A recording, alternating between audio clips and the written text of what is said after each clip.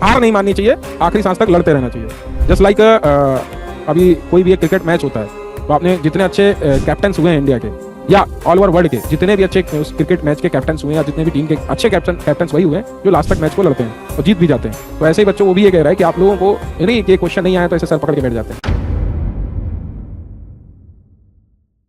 तो अभी ना अपनी स्ट्रेटजी बताओ, किस तरीके से तुम चीज़ों को फेस करते थे या किस तरीके से इनहेंस किया अपने आप को। नो डाउट तुम्हारा मैथ अच्छा है, मैं पढ़ा ही रहा हूँ, तो तुम लोग उस लेवल की ओलंपियाड लेवल की अभी कर भी रहे हो।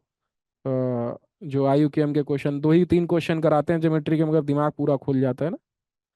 यस तो सर।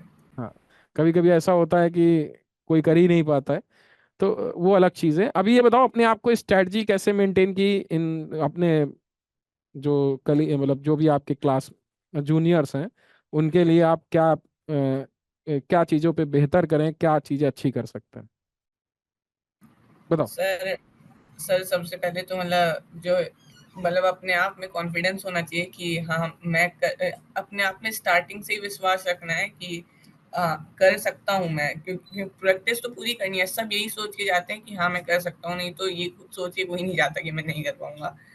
तो कॉन्फिडेंस है, पर अब तैयारी में अब सारे टॉपिक्स जैसे हैं, लाइक 6 मंथ्स का पूरा टाइम रहता है तैयारी का।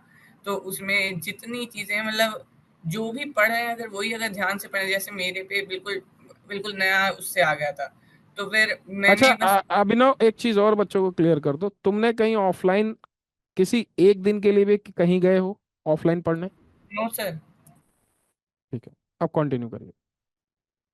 सर तो वो जो 6 महीने हमने इतना मैंने, जैसे मेरे में बिल्कुल ही अलग पैटर्न से आया था, तो फिर मैंने मुझे जितना आता था मैंने उतना अप्लाई किया वहां पर।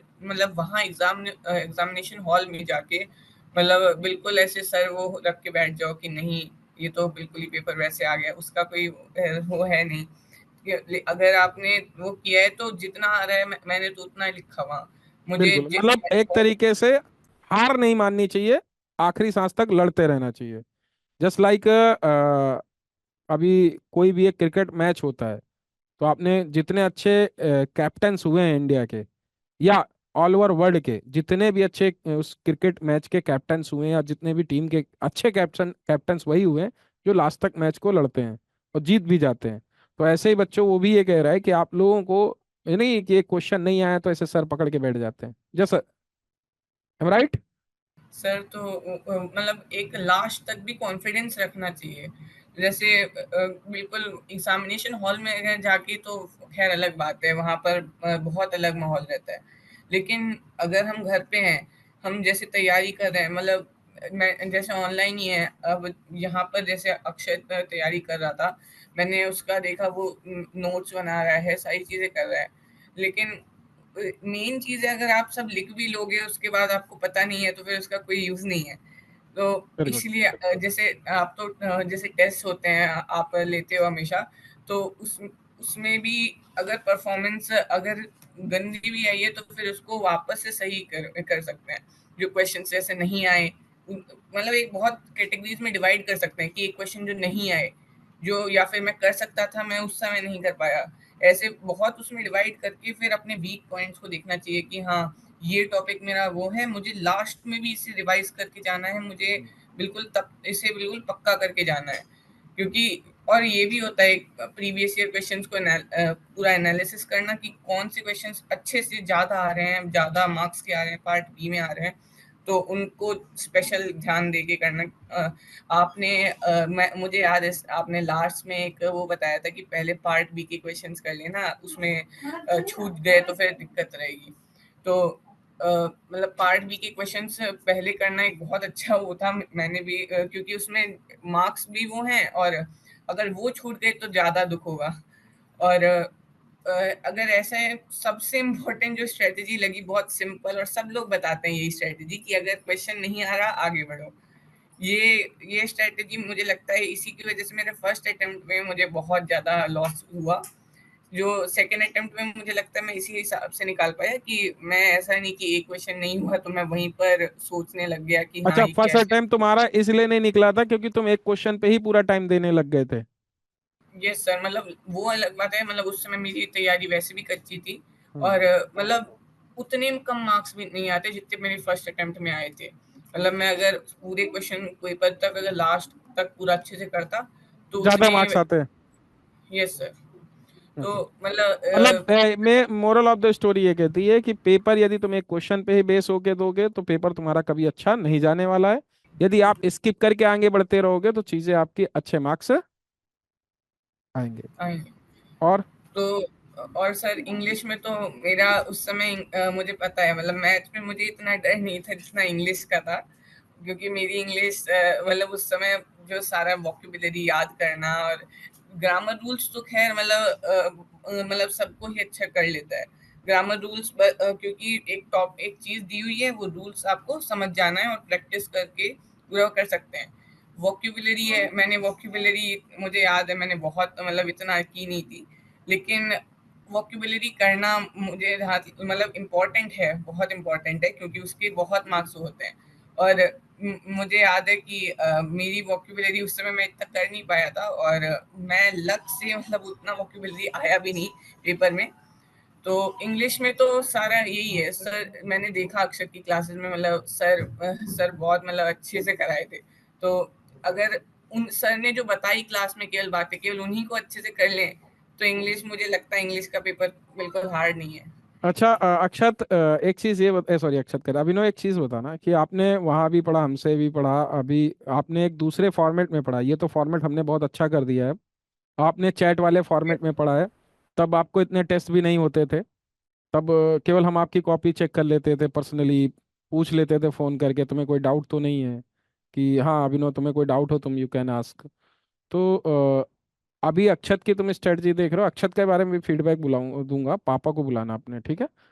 तो अभी अभिनव, मेरे को ये बताओ कि तुम्हें क्या ऐसा मतलब चीज़ें हैं कि पहले अब से अब थोड़ा इजी हो सकता है यदि इस चीज़ का ज़्यादा यूज़ करें इस प्लेटफॉर्म में, तो वो ज़्यादा इजीली हो सकता है, जिसमें आपने बहुत टाइम दिया, आपने बहुत उसमें टाइम कंज्यूम हुआ आपका, कि हम इसमें बहुत ज़्यादा टाइम देते थे, हमारा ऐसे होता था, किस तरीके से चीज़ें कर सकते सर मैं मुझे जहाँ तक लगता है कि मेरा जो सबसे ज्यादा मैंने फालतू में टाइम दे दिया, कि मतलब उसमें इस टॉपिक पे मतलब इतना नहीं देना चाहिए था। कि जैसे कुछ कुछ क्वेश्चंस ऐसे होते हैं जो हर साल में एक एक दो दो दे देते हैं आरएमसी वाले, कभी कभी मतलब कि हर साल नहीं देते, एक साल में कुछ दे दिया या नहीं दिया। तो और वो कुछ होते हैं जो बिल्कुल ही हार्ड क्वेश्चंस हो जाते हैं और कुछ बिल्कुल ही अच्छे लेवल के क्वेश्चंस।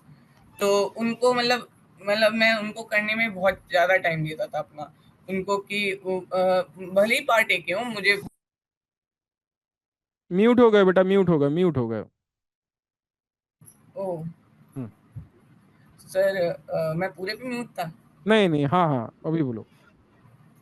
सर मतलब तो फिर जो पार्ट मतलब ऐसे हैं कि बिल्कुल नए आए हैं, मतलब क्योंकि प्रीवियस ईयर बुक सबके पास होती है, तो प्रीवियस ईयर क्वेश्चंस का बहुत अच्छे से एक बार वो करके है, क्योंकि प्रीवियस जैसे अभी तो नए पैटर्न के खैर आने लग गए, तो उनमें तो बहुत मतलब उसमें ऐसा होता है न्यू पैटर्न। अगर इस बार जैसे दिसंबर वाला, मुझे नहीं पता कैसा पेपर आएगा इस बार, जून वाला तो खैर मतलब बहुत अच्छा इजी ही था।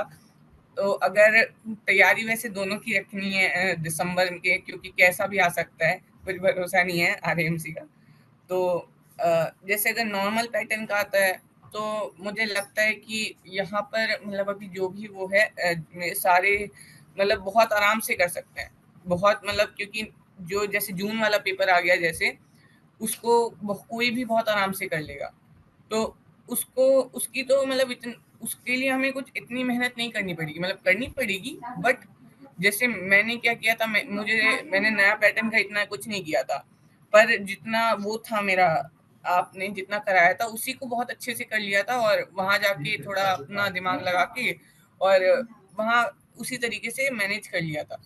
तो अब अब जैसे नए पैटर्न की अगर तैयारी रखनी है कि हाँ ऐसे पैटर्न से आ गया कि हम कर ही नहीं पा रहे हैं, तो उसके लिए एक बहुत वो है कि अभी से ही अगर दोनों चीजों की दोनों पॉसिबिलिटीज की तैयारी रखेंगे तो फिर बहुत अच्छा होगा।